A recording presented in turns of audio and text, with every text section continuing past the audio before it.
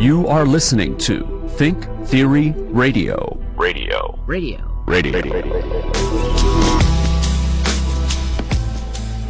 Hello.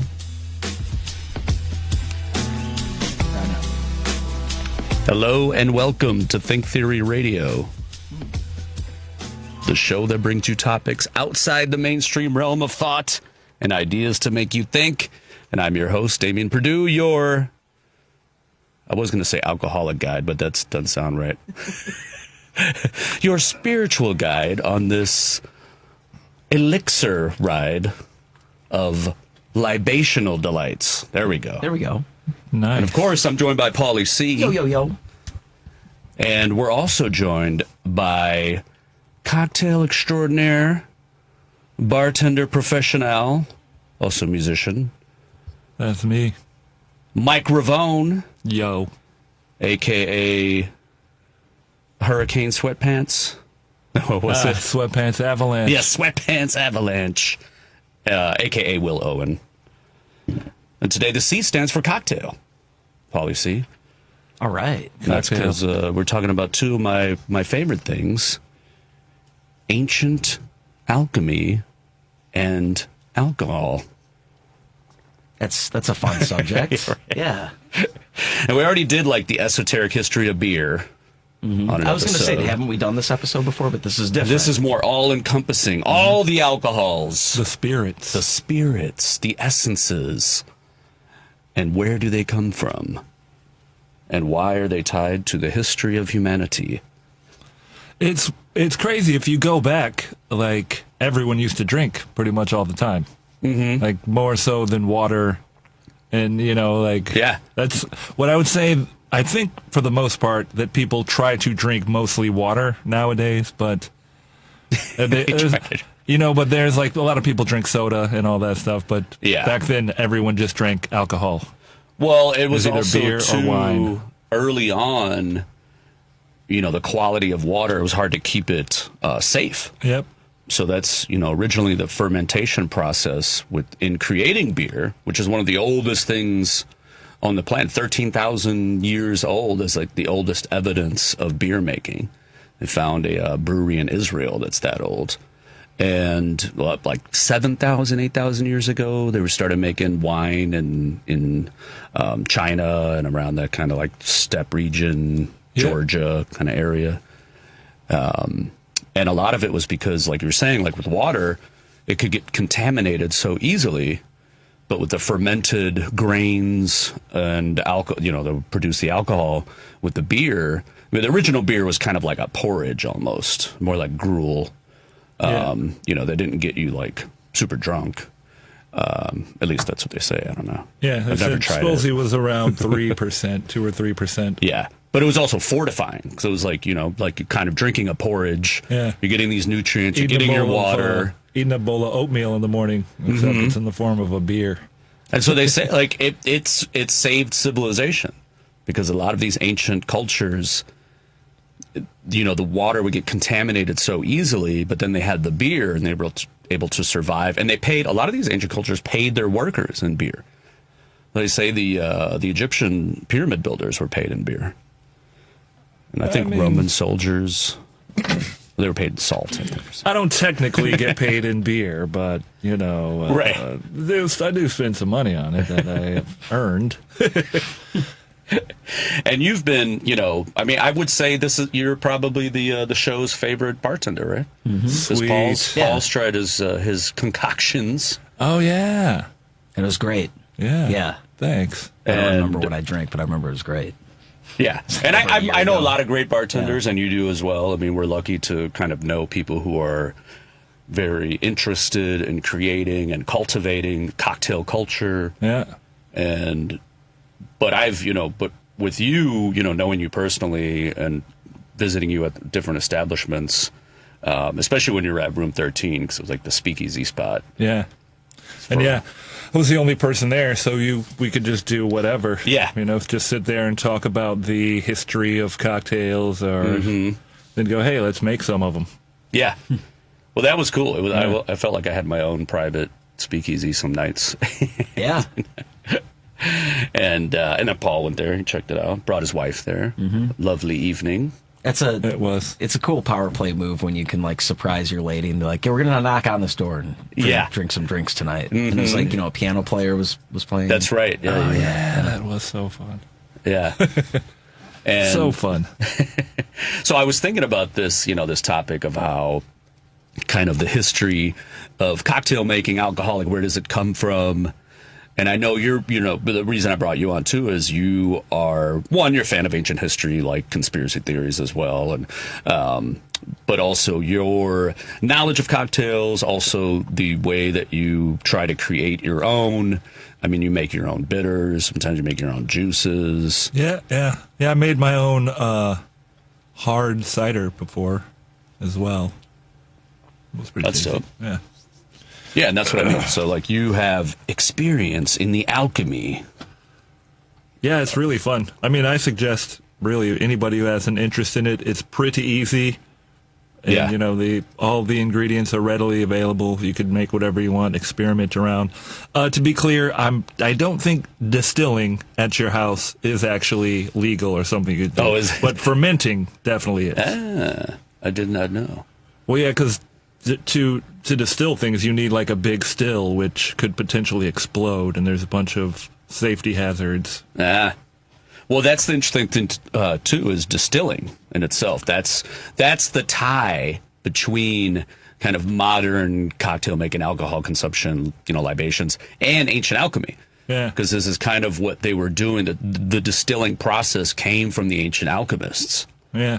And, they were utilizing these stills mostly for, trying to create medicinal elixirs or, trying to turn lead into gold and stuff like that. Yeah, or like trying to extract the essence of something or figure out what the essence of something was. Yeah. And how that could be utilized to take the essence of something else and then blend them together and create, like Exactly. you said, gold out of lead, Yeah. or whatever, medicine out of poisons, And there was kind of a different, different schools of alchemy as well. So you had, the original alchemists came from, the Arab world, Egypt, and, the Middle East kind of area, Persia.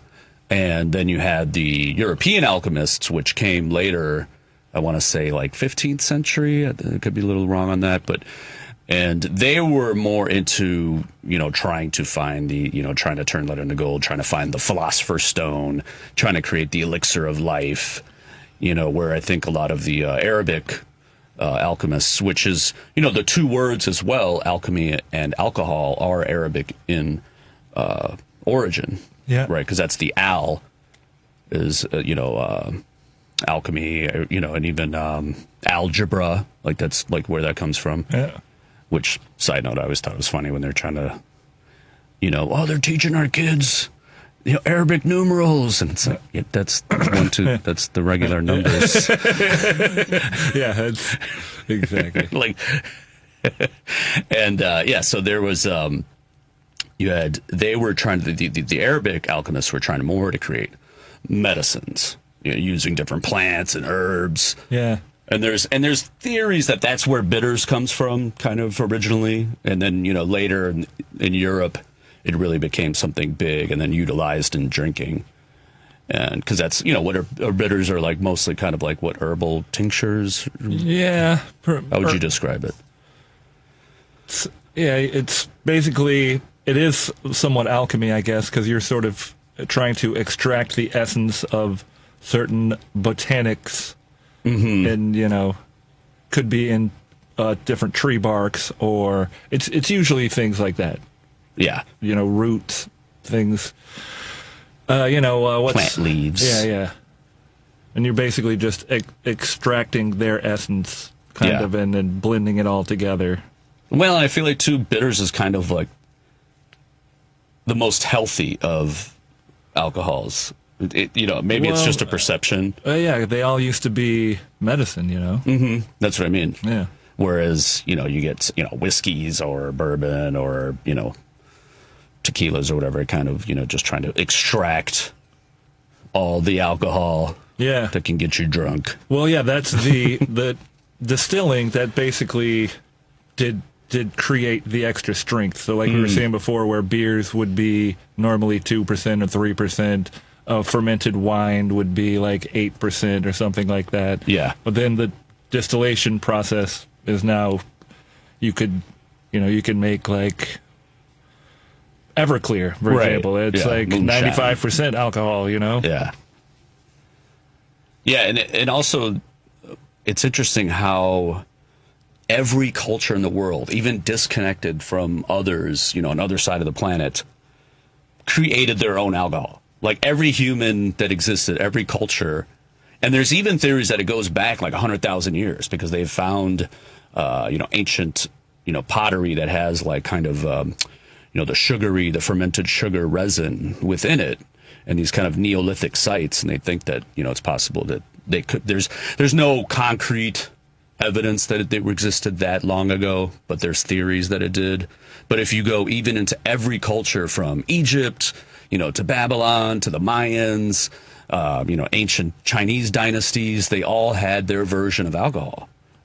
It's like it really is tied to our history. Yeah, it makes sense though, because I feel like the fermentation process could just happen naturally, and perhaps it's an animal that one of these ancient people is accustomed to seeing all the time, like stumbling around or something. Then it doesn't die, and then they're like, "Hey, I wonder what was going on with that." I was eating this fermented stuff, so then they gave it a try. Like, oh, it doesn't taste good, but I do feel funny, and I didn't die from it. There's probably some way I can work this out and make it into something that I'll enjoy, and then also get drunk from it. There you go. So it's biomimicry. Yeah. We talked about that last week. Let's see, that's another thing we learned from the animals. Yeah. And actually, I did read that too when I was looking up stuff for the show about how different animals kind of, go towards, navigate towards fermented berries and different kind of plants, on their own. So I could see that happening, where the humans kind of see these different animals, like, what are they eating? What's happening? Yeah, why it seems like it's stumbling around a little bit, but it seems to be enjoying itself. Right.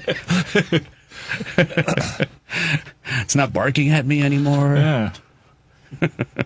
And then it's also like all the different methodologies of creating different alcohols from so many different variations, like, mead from honey, Yep. right? Pulque, and, which becomes, mezcal and tequila later, but pulque comes from agave, right? And then you have, obviously wine from grapes and, beer from grain. But it's like we figured out whatever thing that we could ferment. Yeah, whatever region or area you were from, there was something that grew that you could potentially ferment and then get drunk from. Mm-hmm. Yeah. And then how, too, it was these early cultures, which makes sense. It's not out of, the bounds of belief that they would tie it to spirituality as well. They tied it to their gods. There's so many different stories and myths based on, worshiping this god or goddess by drinking this elixir, drinking this alcohol, these different ceremonies, these different celebrations, all kind of circled around whatever culture's alcohol was created. So it was heavily tied into, tradition and, kind of a religious practice as well. Wow. And I found some interesting ones, we'll get into like in the next segment. The different kind of like, the blood wine of ancient Egypt, and the Mayans used to drink something called posh that they would, celebrate their gods with. And, in China, there were like these, elixirs of life. And obviously in Europe, there's like Eau de vie. Mm-hmm. Well, that's the other thing too, like with alcohol, like what's the water of life? Yes, water of life. Yeah. Eau de vie, is that what it's called? Right. Eau de vie. Yeah. And also too in Greek, there's another,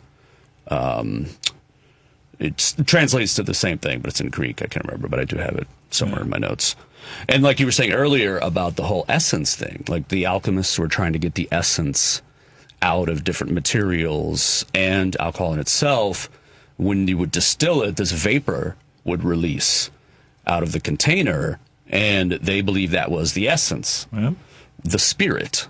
And supposedly that's why we call alcohol spirits, is because of that, early origin.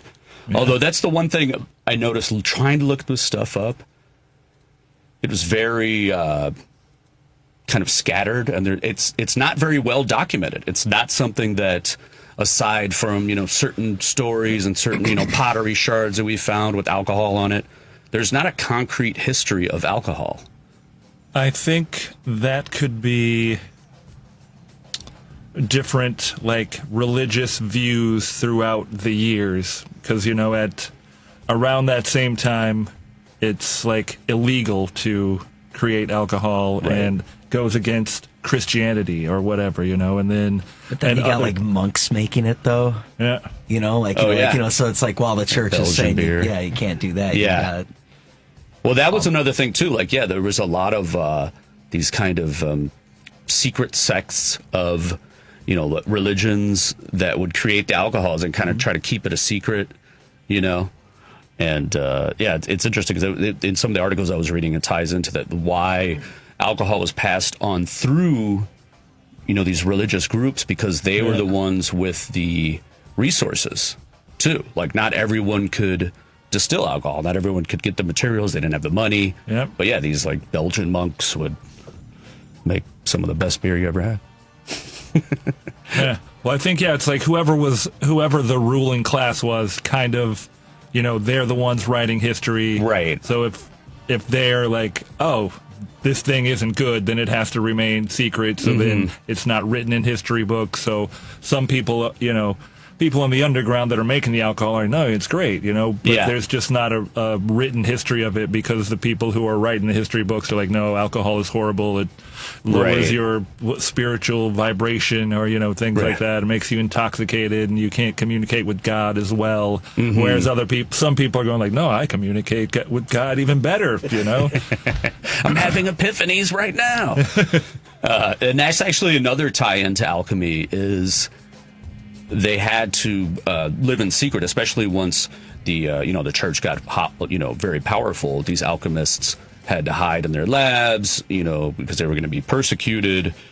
But also they created their recipes, or their formulas with all these codes. That's why if you look at these old alchemists, formulas, it's like, dragon's tail and an eye of newt. But really that's all just a code for different chemicals and stuff they were using. So I bet you it might be the same thing with like the early, brewers and stuff, that they had these secret kind of recipes that you had to know the code to read. All right, we got to take a quick break. When we come back, we'll get into some more of the origin and crazy ancient history of alcohol. And also I want to ask Will his favorite cocktails and what he's working on now. Right after this on Think Theory Radio.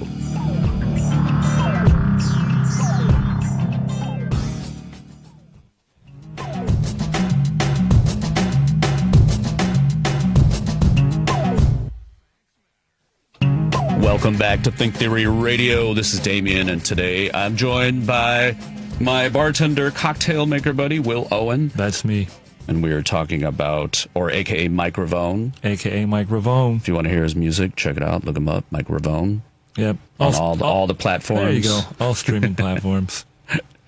And we were talking about kind of the origins of libations and elixirs, concoctions. Yes. And where they tie into, ancient history and alchemy, but also the present tense, and how we live in kind of a renaissance of cocktail making. We do. Right? I mean, there's the amount of cocktail bars and speakeasies that have opened up just in Chicago alone, let alone, all around the world, are immense. Yeah, just drinking culture in general. I mean, if you think about how long, if you go back to the early 90s, it was like we had Three Floyds Brewing was in Indiana, and that was pretty much the only craft brewing place in Chicago, even though it wasn't even in the state. Well, Goose Island. Yeah, true. Are we counting early Goose Island? Yeah. Like pre-Anheuser Goose We do, Island? yeah, but it still wasn't like... I guess it was a craft brewery, but for whatever reason, I just didn't consider it as a craft brewery, as like Three Floyds, Yeah, I mean, I was always more bigger. traditional. What's the Bourbon County Stout? They have like the releases that like kind of made it always a craft brewery. Yeah. Like the were they Matilda or were they? Yeah, they were Matilda. Yeah, You know, so They made Matilda, yeah. Yeah. So I mean, like, just I think they were a craft brew. Yeah, I mean, yeah. you know, I get you. Three But Floyds was kind of cooler. I liked what they had going. I'll go with that. Yeah. Yes. But now there are literally so many. There's probably like 2 in this neighborhood. Yeah. You know, there's so many. I don't even know of all of them. yeah. Before, Well, it was shouts like- out to Illuminated Brewery. Yeah, there you go. You know, gotta give them a Illuminated shout is out. actually is one of my favorites. It is. Just Like, throwing it I out think it's there. a favorite of the show. But in an interesting way, we found it because we were talking about that. We're like, there's got to be like some breweries close by, and we look up. It's like, what, a cult themed brewery? Yeah, that fits perfect with the show. That's crazy. Yeah, because I knew of them from bartending when they first opened down in Fulton Market. That's right. Yeah, because you're working at Publican at the time, right? I thought we were not supposed to say the name of places. Oh no, we can say the names. No, of yeah, that's places. fine. Yeah, that is where I was I working don't at have the any Doesn't qualms matter. against it, unless you can't. You like under contract. I'll have to check with my agent. Right. Give me a moment here. I don't want to get your bartender's license revoked. Yeah. Oh man. Yeah, they could be coming for that. Yeah, and it's interesting how many places, like I said, breweries, cocktail bars, speakeasies, but also like the level, the quality of them. Oh yeah. You know what I mean? It's so high, and everyone's trying to, up each other, and these different breweries, but also cocktail makers. I went to Meadowlark recently, and they're amazing cocktails. Yep. And I know a couple people who work there. yeah, and there's tons of other. Obviously, I mean, you worked at Violet Hour, which is another one, Room 13. Yeah. You've been making elixirs for quite some time. But did you know where the word alcohol comes from? Enlighten me. It actually comes from makeup. In ancient Egypt, they used to make this makeup from a metallic powder. I think it was like iron oxide or something. It was really heavy, and they used to actually get sick. They would get like poisoning from it. So when they figured out, I believe it was through the distilling, they figured out how to make it, more less toxic, non-toxic. So the original makeup in Egypt was called kohl, Kohl, and so when that got transmitted into the kind of the alchemy world, and they were using kind of the same formula to create the early alcohols, they used that word al and kohl. Well, Which is interesting that it comes from this kind of process of making makeup. yeah. Because, like they would do the heavy black makeup around their eyes in ancient Egypt. And, but then there's also, and then the medieval Latin alcohol that we use, not alcohol, but alcohol, it has the same roots because alcohol means powdered ore of antimony, which is essentially the powdered ore that they would use to make the makeup. Wow. Mm-hmm. You learn something new every day. Yeah, that's what this show's about. Exactly. And speaking of ancient Egypt, I found this pretty cool kind of story that has to do with alcohol and beer, our favorite thing. Well, one of our favorite things. So the ancient Egyptians had a Feast of Drunkenness. As if you didn't, as if I didn't need to like the ancient Egyptians more, let alone everyone else. I call that Saturday. Am I right? Yeah, right. Yeah. It is a Saturday. But yeah, they had the Feast of Drunkenness, and they would make blood red beer. And it came from, the ancient myth of the god Ra. So there is the goddess Hathor, who is the goddess of libations and fertility, right? And he got mad at the humans, and he kind of wanted to, Ra got mad at the humans. He wanted to kill them off or teach them a lesson. So he sent Hathor, because she was also, it's one of those kind of duality things of a goddess, where she was kind of the goddess of fertility, but also the goddess of destruction, right? Yeah. So he sent her down there and she just starts murdering everyone, right? She's just killing, she's drinking their blood, and it's going crazy. And Ra's like, all right, that's enough. You got to stop. And she was addicted to it. She kept going. And in order to get her to stop, now there's different theories of what Ra did. We'll never really know. But one of them is that he dyed the beer, they're like basically this kind of, the kegs of beer. It was like, they don't know if it was, the kegs of beer or it was a field filled with beer. And he dyed it with a red ochre to make it appear like blood. And then Hathor descended down. She started drinking all of this blood red beer. And she got drunk and fell asleep. And then the humans were saved. So after that, the Egyptians had the Feast of Drunkenness to celebrate that. And they would make this blood red beer with an ochre tint to it. And the purpose, like legit, was to get as drunk as you can on that day. Like, it wasn't just, hey, we're, cheering a glass to the goddess Hathor. It was like, no, we're getting smashed. You're drinking as much as you can, to the point where there's like legends of people just trying to climb up the temples and the pyramids and stuff. Oh, no. Yeah. That drunken courage. Yeah, exactly. I was like, wow, all right. Oh, man, I'm going to do it. You'll see. Today's the day. But I love stuff like that because it kind of humanizes these ancient cultures, that we might put up on like these kind of pedestals. We're like, they're like, oh no, they were just like us. They get drunk and climb up temples. Well, yeah, if you kind of take that same story, but then don't have the the ancient mythology to it, could also be something like the story we were talking about earlier when people first found out about alcohol. Like, a bear is coming to attack you or something, and it eats those spoiled berries instead, and then gets drunk, passes out, goes to sleep. You're safe. The bear wakes up the next day with a hangover. You become friends. Hey, man, this stuff must be great. I got to try it. It calms the savage beast. Yes, there you go. I'm sure it's something like that. That's got to be tied in. But yeah, there's so many different stories and legends of, kind of these alcoholic libations and different gods and goddesses. Obviously, you think of Greek culture, right? I mean, Greek culture is heavily tied to wine and kind of the grapes of wrath and eating grapes. And, and the gods, like, there's always paintings of, some emperor getting fed grapes and drinking, the big goblet of wine, right? Same thing, like, in Mexico, like I was talking about these different drinks there. And when I was down in Oaxaca, I tried pulque, which I think I had before, like years ago, but I didn't really remember it. Or if I did, wasn't really paying much attention. But this time I was kind of more conscious of like, okay, what is this? And I did a mezcal tasting down there. And, the guy who was, giving us all our different mezcals was talking about all the different processes they do, from having a goat roll a stone over the agave plants for like 2 days to, either putting them in a wood barrel or a clay barrel or a bronze barrel, would give these different flavors, different tastes, where they grow the agave plant next to different other, fruits or whatever to give it that flavor.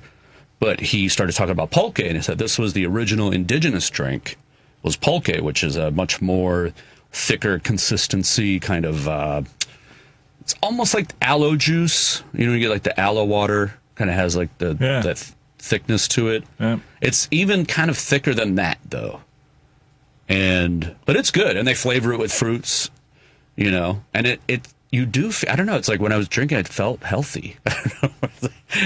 Like it just had, because it's this fermented plant. Yeah, it's just it doesn't have but it doesn't, and I love mezcal, but you drink mezcal or a hard liquor, you feel it like, oh, that's going down. Where pulque is much more, tolerable to drink, and just had like, I don't know, just had this like feeling in your stomach where you felt kind of good and like whole, But they also have these little ceremonial type of cups that you drink from that are made from like bamboo or a wood. Oh yeah.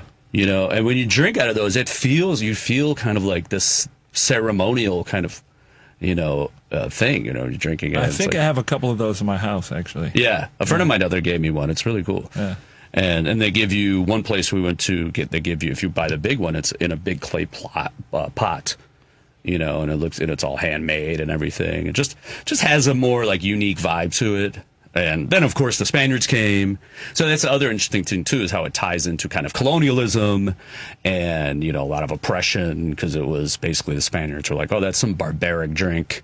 That's for the savages. We distill our liquor. And that's how they created mezcal and tequila, was taking the pulque and distilling it and creating, a much stronger alcohol, but also that became a class thing where you had the kind of elites, the Spanish elites, the Spaniards were drinking the high-end tequilas and mezcals. It's weird how that works, because I feel it's been that way throughout time, and it's still that way to this day. Yeah. It's always been, whatever an elite, quote-unquote, class will drinks all the good, expensive stuff, and then, the less elite, quote-unquote. What are you saying, a 40 of Old E, isn't it? Well, yeah, that's what the elites are drinking, right?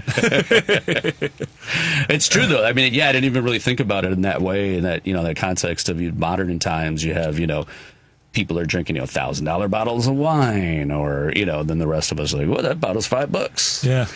It's kind of off topic, but I don't know if you know this, but there are places where people have I don't know what it's called, maybe a bottle off or something, and it's like they just buy the most expensive bottle at the bar, right? And then look at their opposing crew and then pour the bottle out onto the ground. Oh, and my then God. The opposing people also buy, you just spent $300 on a bottle? Well, how about this? I'm going to spend $400 on this bottle, and look, I'm going to pour it out too. And so then, they just get into like a slap contest, but it's just buying expensive bottles of alcohol only to pour them out in front of someone who is your rival. Right. And this is like Who's an doing event. this? I know. I'm like, Seems like some stock bros that are Yeah. just, No, it's kind of at the club, I'd say. The club. More of a southern thing. Okay. at the strip club? Wow. The club. Oh, the club. My Yeah. bad. And well, then you go to, bring it, I mean, we've talked a little bit about, kind of the ancient cultures, how they made alcohol. But where did we get to the point now that we're drinking in speakeasies and high-end cocktail bars and having all these different crazy, recipes? Jerry Thomas? Jerry Thomas. Maybe. People don't know. He was the man. Got to give props to Jerry Thomas. Yeah, there's a couple of cocktail books from back then. Yeah. Well, supposedly he wrote the first one. Yeah. Called The Bartender's Guide back in, 18-something, right? Well, there was the article in 1806, but that wasn't him, though, right? No, somebody else. that was, I believe, unknown or unaccredited bartender, the first publication of the word cocktail. Mm-hmm. And it was basically for what we now consider an old-fashioned, but it was a different recipe then. It was just a base spirit, sugar, and bitters, and that was considered a cocktail. Mm-hmm. So you would say, I want gin cocktail, I want a whiskey cocktail, and then it would be those ingredients combined. That was in 1806. Right. And then I think it was a little bit after that. I had here, where's Jerry Thomas? I did have the notes of it. Because, it was 18... Yeah, because I know, the Sazerac is also from the mid-1800s. Yeah, I guess that's if you look up and look, what is the first cocktail, comes up as Sazerac. Yeah. I don't know if how that's so true that is, but well, yeah, there's contention on that as well. There's a bunch of stories. There's the Sazerac itself also just has so many complex backstories that some are true, some probably are just legend, What and a Sazerac, it has absinthe in it, right?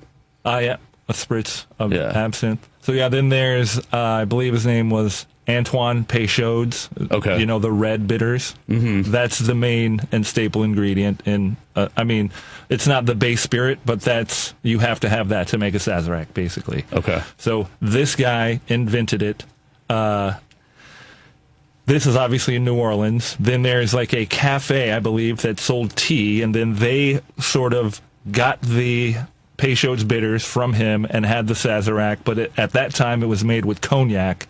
But then there was a bug that destroyed all the grapes that were used to make cognac, so then cognac became very difficult to acquire. And then there's a guy, I believe Thomas Handy, eventually bought that cafe, mm-hmm. and then eventually also bought the recipe for Peychaud's. So now he owned Peychaud's and the Sazerac Cafe, I believe, is what he renamed it as. Okay. But then started using rye and just a small amount of cognac, but then cognac became even more difficult to get, so then it just became rye, Peychaud's, touch of sugar, and absinthe was popular at the time as well, so then a little bit of absinthe, and that's the Sazerac.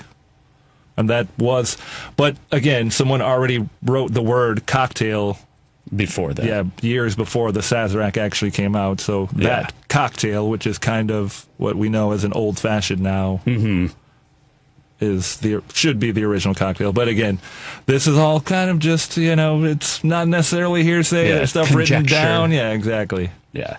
All right, we're going to take another quick break. When we come back, we'll get into a little bit more of the history of cocktails. We'll get into the speakeasy era, prohibition, tiki bars, and what are the best cocktails, and what's Paul's favorite cocktail. That's what we want to know right after this on Think Theory Radio.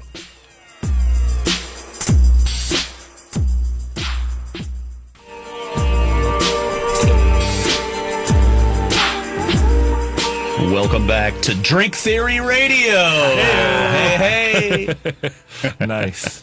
This is Damien. I'm joined by Mike Rovone, a.k.a. Will Owen. That's me. A.k.a. I keep wanting to say Hurricane Sweatpants. Sweatpants Avalanche. Sweat peasy, eat belizy. And we're getting into the alchemy of alcohol. And I put Paul on the spot of what his favorite cocktail is. You did. Did you think of something during that short break? I got a couple of things here. Okay, so I think the standard for me is always like a Manhattan. That's like a nice go-to for me. So I guess that'll be my favorite. Can you guess where that one was created? Somewhere out east. There actually is a Chicago version. It's called the Chicago. I believe it because it we got like a little brother complex with that city. So of course, hey, watch your mouth. But my other one was going to be yesterday. We celebrated our anniversary. So my wife made orange whips, and we watched the Blues Brothers. Oh, nice. Yeah. Oh, there you go. And it was good. It was very delicious. It was very sweet and gave me a stomachache, but it was very delicious. So nice. Yeah. But I guess that was an actual recipe. So or I didn't know that it was a real drink. And I guess there was some company that was trying to sell the orange whip, hey, if you can give it a mention in the movie, and it was either John Landis, the director, or John Candy who said the line that slotted that in. You're orange whip, 3 orange whips. Oh, right. Yeah. That's right. Yeah, I was trying to think of it too when I asked you the question. I was like, well, how would I answer? I don't really, because I like all cocktails, honestly. Yeah. But you said too during the break that it's kind of depends on your mood. I mean, there are some people that have their, my dad loved an old fashioned and a dark and stormy. It was almost kind of always. But it's those two. But your mood, the environment. There's a lot of things that come into play, I would say, for a cocktail. Yeah. If you go on vacation, you walk up there, you're right. You're on a beach or something. Yeah, you're not thinking you know what? I'll go for a Manhattan up. Right. You're you got a daiquiri? Yeah, of course. Give me one of those. Yeah. A mojito, something. I know lately I've really been drinking Oaxacan old fashions. Okay. Which are essentially an old fashioned but with mezcal. Okay. And it's really good. There's a couple bars in my neighborhood that make them, and I mean, you can get anyone to make it, but that, and I was just a classic, I want something refreshing. I usually just get Jameson or whatever Irish whiskey with ginger beer. Which I don't know if it's I don't even remember the name of that drink that I used to make, but it's a drink that I made, quote unquote. Yeah. If anybody who doesn't know, the way that bartenders create drinks is you just kind of copy a different drink and then change the ingredients a little bit, or change the preparation to kind of suit, like I said, your mood or the vibe of the place or anything like that. Mm-hmm. But yeah, remember it was mezcal, and then I would make that orgeat in-house. Mm-hmm. Yeah. Which is the almond syrup. And then there was orange bitters, and it was zested with orange. And then I would do it smoked. But I don't remember what the name of that was. Damn it. I'll have to look that up. At Room 13, yeah. you're talking about? Yeah. You made so many. If you had lime juice to your whiskey and ginger beer, you have and put it in a copper mug, you got an Irish mule. That's true. Yep. It's also kind of somewhat of a highball. Okay. In a way. What? Like Jameson and ginger beer. Yeah. if you add something, because I know the Charleston does a highball with those two, but they add something else in it. I can't remember. It might be bitters or something. Yeah, I can't remember. probably is. But it's really good. Probably Angostura bitters, I would guess. Yeah, I think that's what it is. Yeah, and then, man, one of the best, most like creative cocktails I ever had was down in Oaxaca. And it was at like this, kind of high end cocktail bar, but it was essentially made with avocado.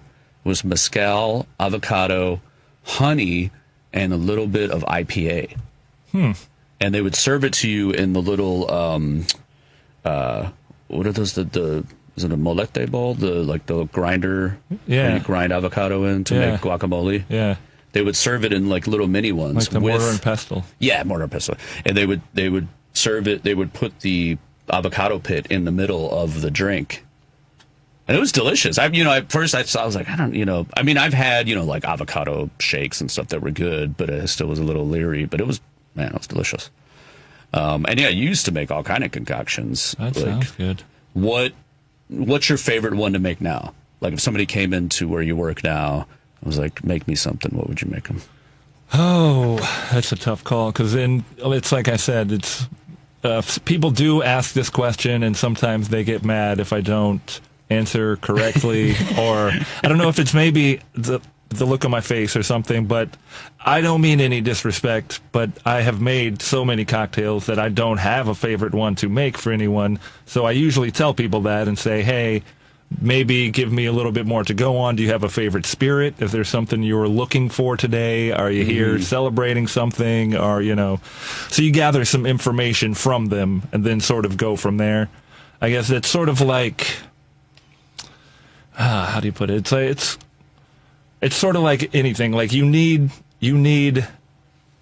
to know what you're doing before you start doing it, and then it's more unique and I think enjoyable for the experience on the spot. If instead of me just saying like, "Oh, I like to make old fashions" or whatever, then here, let me make an old fashioned.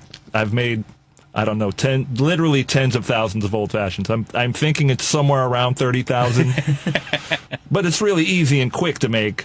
But at the same time, it's not as special as if you're like, well, do you like this ingredient? Do you like that ingredient? You know? And then you get some information and you go, oh yeah, you know what? I could actually there's this cocktail that's sort of like this, but I could use these other ingredients instead. And then you kind of create a new cocktail just for that person at that moment, at that time.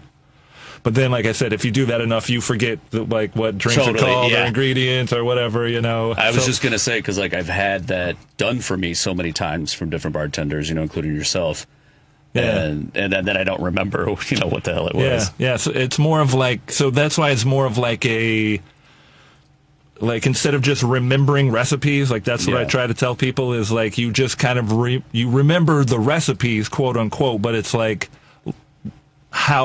what the ingredient, not necessarily the ingredients, but the measurements of ingredients, kind of, what I mean? And go, oh, okay, there's going to be this much citrus, and there should be about this much sugar, there should be about this much alcohol, Like alchemy. Yeah, so you just, what that stuff is. So if someone's like, oh, can I have, let's say you didn't know how to make a margarita, but you knew, so you're going to have 1.5 to 2 ounces of the main spirit, and I know there's lime in there, and then you're going to want to balance it with sugar, and then you're like, oh, that's pretty much the ingredients, Right. I mean, there is another ingredient. There's the orange flavor, and it's a margarita, so you really could have all the room to play in the world, but if you didn't know, and you did know the science, I guess, of the recipes. And I think that's a good point, too, because I feel like some of the best bartenders are the ones that are familiar with what percentage you should put in if you're tying in, different alcohols, different spirits, different juices, or whatever you're using. Even the ice. Yeah. There's the complexity of the ice and which kind of ice cubes you use, right? And if you have that knowledge, you can kind of make anything from anything, because okay, if I put this much whiskey in, then I can only add this much bitters, or I can only add this much, whatever else, what juice or whatever you're trying to use, That's why you use that big ice cube for old fashions. It's for the life of the drink. So, the Wisconsin old fashioned has muddled cherries and oranges at the bottom, and a sugar cube, and usually brandy, and it's a lot sweeter. But then as you drink it, it gets even more sweet, and then by the end of it, you're drinking just like sugary juice from the bottom, right? But then, which is like trapping in the alcohol too. So you're well, what I call the Chicago style is you don't use any of the fruit ingredients. You know, you got your bourbon, your bitters, a little bit of demerara. Maybe you play around with the ingredients of the demerara and add something more than just sugar and water to give it your own kind of like signature flavor. Pour it over a big rock, and so then that rock melts very slowly, so then your first sip should taste exactly like your last sip because all the ingredients are in there. They've all been mixed together. It's sitting on a big rock that's melting very slowly. So the first sip tastes exactly like the last sip, whereas the Wisconsin-style old-fashioned, the first sip does not taste like the last sip. So it has a different life kind of expectancy. Okay. And so, yeah, a lot of people and places kind of try and go for a consistency throughout the life of the cocktail. That makes sense. Yeah. I mean, you kind of want something that tastes, not watered down. Yeah, exactly. Yeah. So different types of ice come into play, or whether it's shaken or stirred, or, up, or rocks. Well, I remember when Nick was bartending at Beck's, the buddy Nick, and he had the book, like the Bartender's Guide or whatever, but there was like a whole chapter on ice, which I thought was fascinating. And he's showing me, and it's like, oh, wow, I didn't really think, You don't think about that when No. you drink, yeah. It's pretty interesting just that how much to put into it, I also just quickly looked up, because when we were talking about the first use of the word cocktail for a drink, 1806. But what the hell does cocktail mean? Right? Yeah, good point. So I would think the tail of a chicken. There you go, yeah. Yeah. Backside of a bird, that's what I was thinking. Well, But according why? to Oxford Dictionary, the original use was an adjective describing a creature with a tail like that of a cock, specifically a horse with a docked tail. Hence, because hunters and coach horses were generally docked. A racehorse, which was not a thoroughbred, having a cocked-tailed horse in its pedigree. Right? Okay. And then they believe, the original use as a drink was like the idea of an adulterated spirit. Okay. And it's a very vague, that doesn't really make any sense to me. Where was the leap? Where was the leap from Yeah, I guess it's because it's like a creature that was kind of like not, it was adulterated. Like the creature was kind of like a mutant. You. Okay. Yeah. Right. So you're making kind of like a mutant spirit. Very strange though, like why that would be used for a drink. It was something to describe a horse. Yeah. But it was 1806. Oh, it sounds, yeah. Horses were a lot more prevalent back then. The person who came up with it did have a couple of drinks. Yeah, as sure. well, so. Yeah, and then that, what was it, Jerry Thomas? Yeah. Yeah, and he, he's interesting too, because he traveled around the continents and finding different recipes and, really put it together in this book, and so yeah, much props to him. But then, it became a really big thing, cocktails and then speakeasies, because of Prohibition. So you had all these different speakeasies and hidden places to go drink at. And then when Prohibition ended, like a lot of the new spots in the 30s and 40s, they were all the tiki bars. And it was like the Trader Vic guy. Yep. And there was somebody else who started these, brought the tiki culture from, the Polynesian islands and stuff. And, they started, that became really big for, I don't know, 20, 30 years. Died off, and now it's back again. Yeah. There's a few tiki places. Yeah. Well, my buddy owns one in Paris, which is a pretty famous one. I almost don't want to say the name because it's... You don't want it to blow up? Is that it? No, because the name is Dirty Dick. Oh. Which actually... Do I dump out of that? I don't know. That is the name of a place. It has a sign that says it. It was, it's... Not even en français. That's just straight up like... So the bar was... He bought... It's an interesting in the story. King's English. Yeah, because he bought the bar... It's been around since the 30s. Okay. And it was originally, I believe it was like, an English bar that opened up in Paris and then later became bought by the Corsican mafia, and they turned it into a brothel. He found all these old like paper clippings and stuff on the wall about stories about gangsters getting shot up in there and stuff. And it's even in this old movie from like the 30s. It's in the background. You can see like the original Wow. Dirty Dick. Yeah. But he's a like esteemed cocktail maker. He was on the one of the labels of Plantation Rum, which I forget they changed the name to, whatever now. But anyway, but it's a tiki bar. He's totally into tiki culture. He opened a tiki bar. Oh, It's yeah. one of the most like famous around now, and it's blowing up tiki culture. Well, I guess that's it for alcohol and alchemy. Where did the hour go? I know. We didn't even get to your favorite cocktail. Yeah, What is it? kind Is it of did. old-fashioned? No, I don't have one. Yeah. It depends on the time. Depends on mood. the time, depends on the day. We'll find out after the show. And I want to thank everybody for listening. And we'll be back again next Saturday and every Saturday, 6 to 7 p.m. right here on WCPT 820 Think Theory Radio.